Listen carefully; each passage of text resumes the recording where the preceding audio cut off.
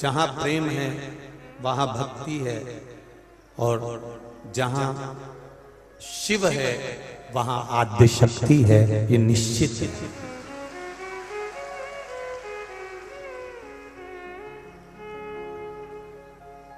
एक प्रश्न किसी का आया था तो स्मरण हुए, उस प्रश्न में किसी ने कहा था कि हम शंकर जी के मंदिर में जाते हैं पर पार्वती जी हमारे यहाँ मंदिर में ऊपर बैठी हैं और कांच लगा हुआ है, तो हम पार्वती जी को जल नहीं चढ़ा पाते, हम पार्वती माता को पानी नहीं चढ़ा पाते।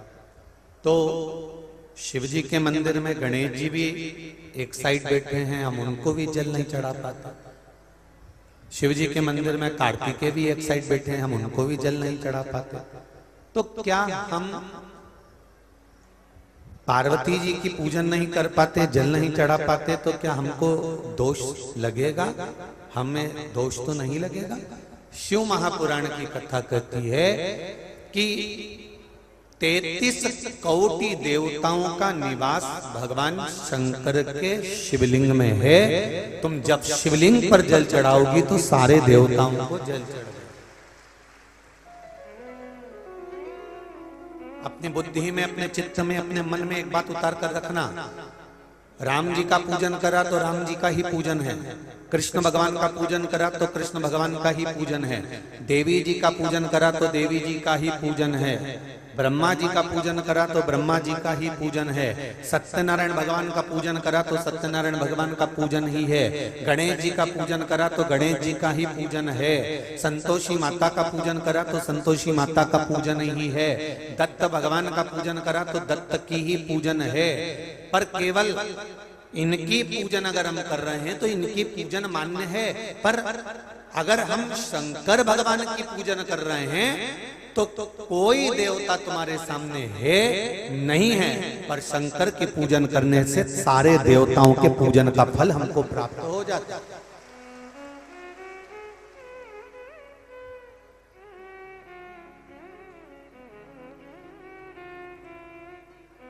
सारे देवताओं के पूजन का फल हमको मिल रहा है। शंभु शरणे मांगू घड़ी रे घड़ी, दुख काटू दया करी ने दर्शन। संपूर्ण पूजन का फल हमें देवाधिदेव महादेव की पूजन से प्राप्त हो गया। जैसे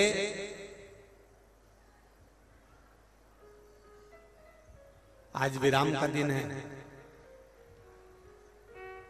अशोकनगर वालों ने जरा दिल से कथा सुन रखी है।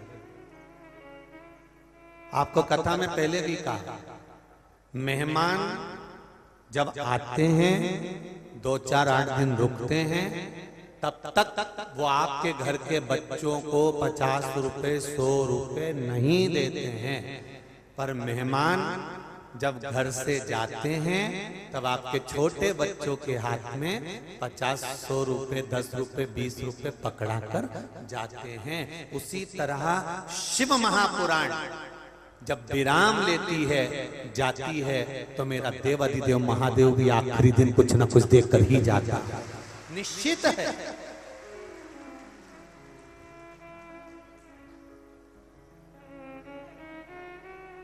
निश्चितता, ये तो भाग्य है आपका, अशोकनगर वालों का ये भाग्य है। और अशोकनगर के आसपास में जितने गांव, जितने नगर, जितने क्षेत्र, जितने शहर जो भी बसे हैं, उनका भाग्य है। आज कथा 25 तारीख को यहाँ विराम हो जाएगी, कल 26 तारीख को मंदसौर की पावन धरा पर प्रारंभ हो जाएगी।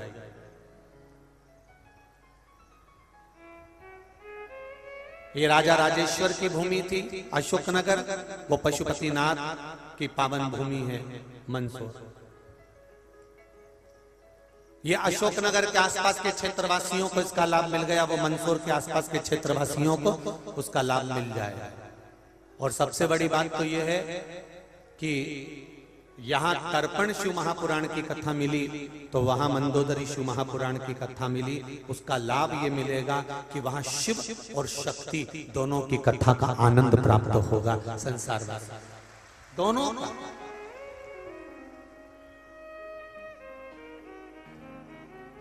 जैसे जाते जाते मेहमान कुछ दे गए, उसी तरह मेरा शंभू, मेरा ओघड़ी, मेरा दयालु, मेरा दातार, मेरा कुबेर भंडारी, मेरा शिव, मेरा ओघड़ी, ये कोई साधारण नहीं, ये भी कुछ ना कुछ देता है। बस एक पत्र आया है, देखिए।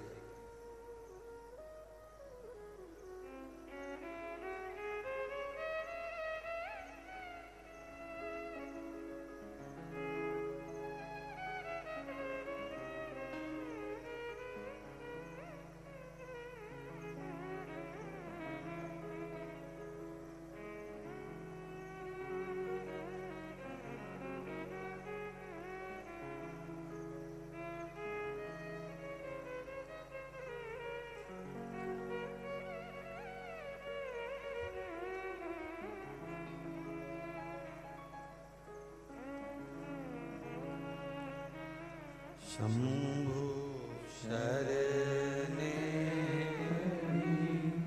मांगू घड़ी रे घड़ी दुख काटो, दया करी न दर्शन आपो।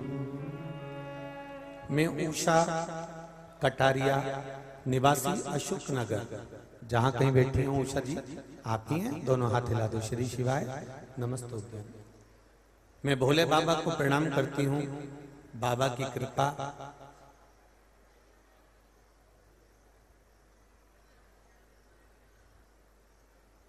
मैं किराए के मकान का किराया भी 2013 को, मेरे पति को हार्ट का बड़ा ऑपरेशन हुआ, इसी कारण मेरा मकान, दुकान सब थे, सब बिक गए। मेरी माँ हमारा खर्चा चलाने के लिए रुपए बेचती थी। गुरुजी, मैं बहुत ही दुखी थी। भोले कौन सी परीक्षा ले रहे हैं समझ नहीं पाई। 20 साल से जल तो मैं रोज ही चढ़ा रही थी, पर पता नहीं था कि जल चढ़ाने का नियम क्या था, पर कुछ ज्ञात नहीं था। कैसे जल चढ़ाया जाए, कैसे शिव को रिझाया जाए, समझ में नहीं आया।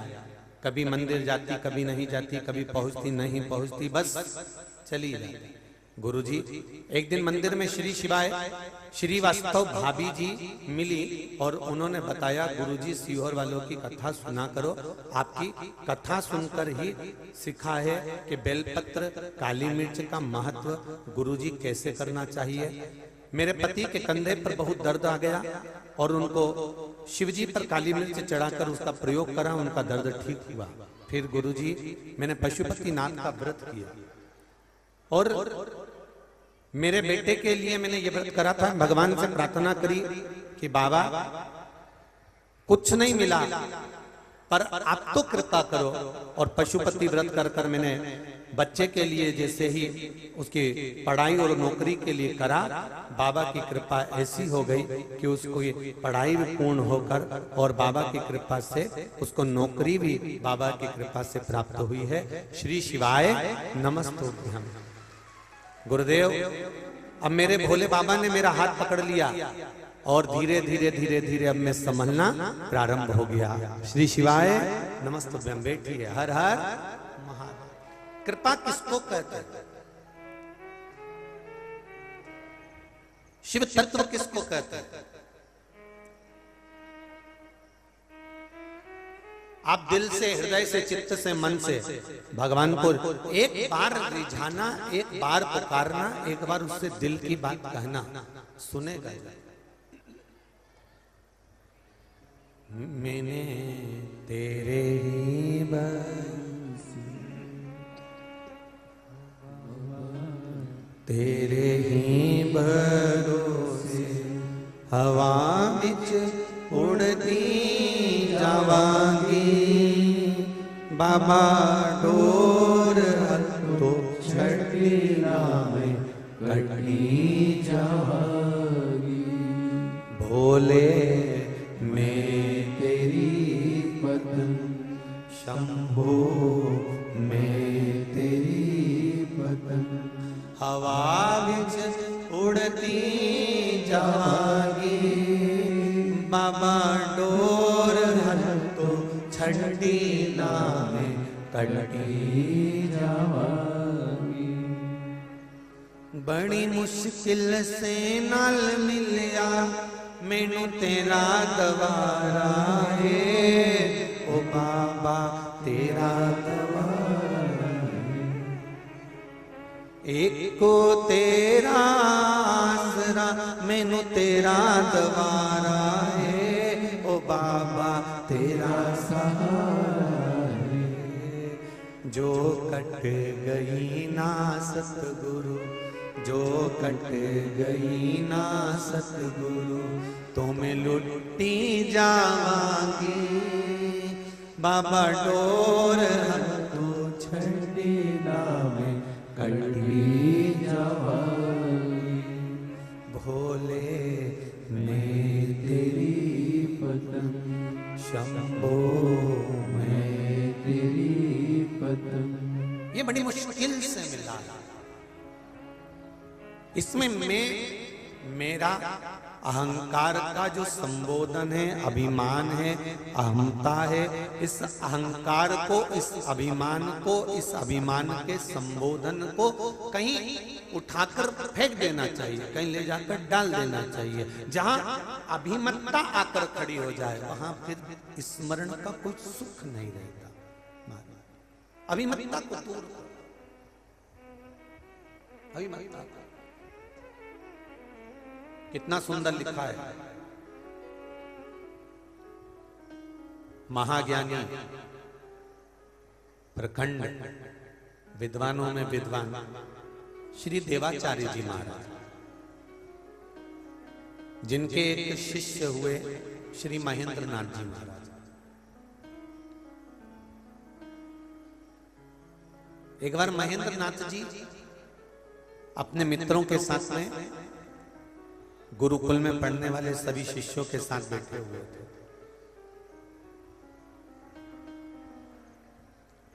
और जब महेंद्र नाथ जी बैठे हुए थे तो महेंद्र नाथ जी से किसी ने प्रश्न किया।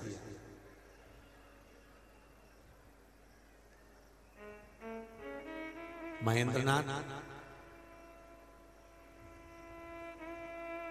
पूछा, क्या तुम स्वर्ग जाओगे? एक विद्वान गुरु के शिष्य से यह पूछा जा रहा है, क्या तुम स्वर्ग जाओगे? महेंद्र नाथ जी ने कहा, मैं जाएगा तो स्वर्ग जाऊंगा। क्या बोला?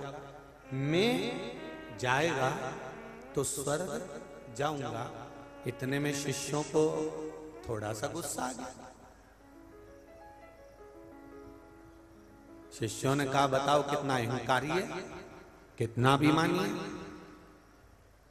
हम पूछ रहे हैं महेंद्र नाथ क्या तुम स्वर्ग जाओगे, और महेंद्र नाथ कह रहे हैं कि मैं जाएगा तो स्वर्ग जाऊंगा।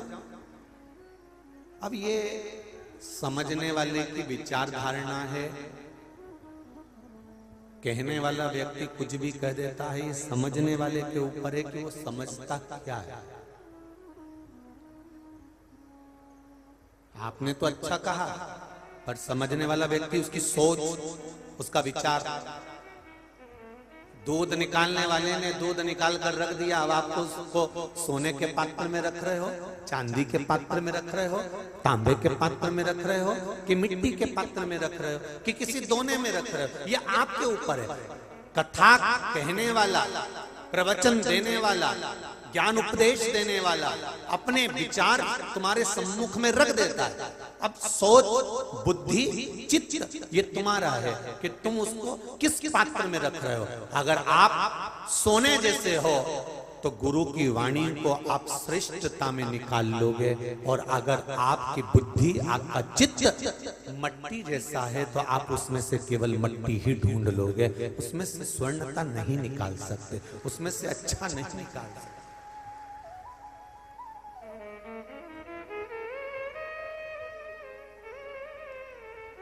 ये हमारी एक पत्नी ने पति से कहा, सुनो बाथरूम में कपड़े पड़े हैं, धो दोगे क्या? पत्नी ने पति से कहा, बाथरूम में कपड़े पड़े हैं, धो दोगे क्या? और इतना कहने के बाद पति चुप हो गया। पत्नी ने थोड़ी देर बाद कहा, धो दोगे तो ठीक है, नहीं तो मैं आके धो दूंगी। अगर धो दोगे तो ठीक है, नहीं तो मैं आकर धो दूंगी। अब पति की बुद्धि फिर वही वाली बात आ गई कि स्वर्ण का पात्र है कि चांदी का पात्र है कि तांबे का पात्र है। पति समझ गया कि इसने कहा है कपड़े धो दोगे क्या, और धो दोगे तो ठीक है, नहीं तो मैं आकर धो दूंगी। पति उतने में समझ गया ये कपड़े धोने की बात नहीं कर रही है, बाद में मुझे धोने की बात कर रही है। स्वर्ण पात्र और मिट्टी पात्र में अंतर है। अब उसने क्या कहा था और इसने क्या समझाई उसके ऊपर। कहने वाला व्यक्ति ने कह दिया, आप क्या समझ रहे हो, आपकी वृत्ति क्या है, आपकी सोच क्या है, आप क्या निकाल रहे हो उसमें से, आप क्या धारण कर रहे हो उसमें से, ये आपके ऊपर।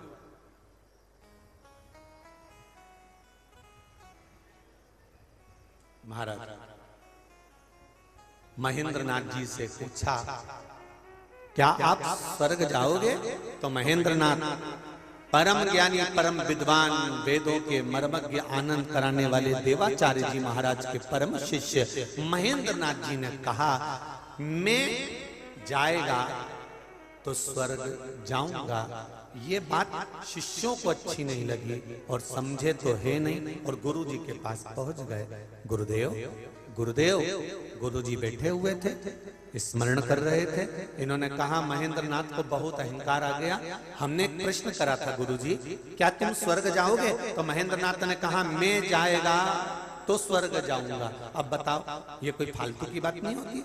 इतने में गुरुजी ने कहा, ठीक है बुलाओ महेंद्रनाथ को। गुरुजी ने महेंद्रनाथ को बुलाया। ध्यान देना जरा, जितने लोग आस्था पर सुन रहे हैं और जितने लोग फेसबुक यूट्यूब पर सुन रहे हैं और जितने इस अशोक नगर की मंडी प्रांगण में सुन रहे हैं, वो बुलाया, महेंद्रनाथ को बुलाया। महेंद्र, आपसे प्रश्न किया गया था, क्या आप स्वर्ग जाओगे? तो आपने क्या जवाब दिया? महेंद्रनाथ कहते हैं, गुरुदेव मैं जाएगा तो स्वर्ग जाऊंगा, इतना सा मैंने बोला है गुरुदेव, इसके सिवाय मैंने कुछ नहीं बोला। अब मेरे शब्द को ये गलत विचार में ले जाए, चाहे मेरे शब्द को अच्छी जगह पर ले जाए। गंगा जी का जल गंगोत्री से बहता बहता हरिद्वार आ गया, हरिद्वार से बहते बहते काशी चले गया, काशी से बहते बहते कलकत्ता चले गया, कलकत्ता गंगा सागर में पहुंच गया। गंगा सागर तक के बीच में गंगा के जल से कोई ने उठाकर आचमन करा, कोई ने शरीर धोया, कोई ने मल धोया, किसी ने कपड़ा धोया, किसी ने चमड़ा धोया, किसी ने बर्तन धोए और किसी ने पुण्य आनंद पाया और किसी ने पाप धोया। गंगा ने विचार करा कि मेरे जल से क्या कर रहे हो? गंगा का काम था बहना, वो बहती चली जा रही है। अब उसमें कोई चमड़ा धोए, आचमन करे, चाहे संध्या करे, चाहे स्नान करे, चाहे बर्तन धोए, चाहे मल धोए, चाहे पाप करे, चाहे पुण्य करे, गंगा अपनी अविरलता में बह रही है। अब समझने वाले को चाहिए कि ये गंगा का जल है, इसमें से हमें पुण्य लेना है, इसमें पुण्य कमाना है, इसमें पाप नहीं करना है, इसका जल आचमन करना है। ये गंगा का जल है, इसमें दीप विसर्जन करना है। ये गंगा का जल है, इसका स्मरण करना है। ये गंगा का जल है, हमें मंत्र जाप करना है। जो अच्छा व्यक्ति होगा वो गंगा के जल को देखकर हाथ जोड़ लेगा, पुण्य कमाने का प्रयास करेगा। और जो पापी होगा उसने विचार करा मुझे सोच कर्म के लिए जाना है, इसी जल से मैं सोच कर्म कर लेता हूँ, इसमें अपने पाप धो देता हूँ, इसमें वस्त्र धो देता हूँ, इसमें ये कर देता हूँ, इसमें थूक देता हूँ, इसमें कुल्ला कर देता हूँ। एक व्यक्ति पाप कर्म करने वाला, गंगा तो अविरल बह रही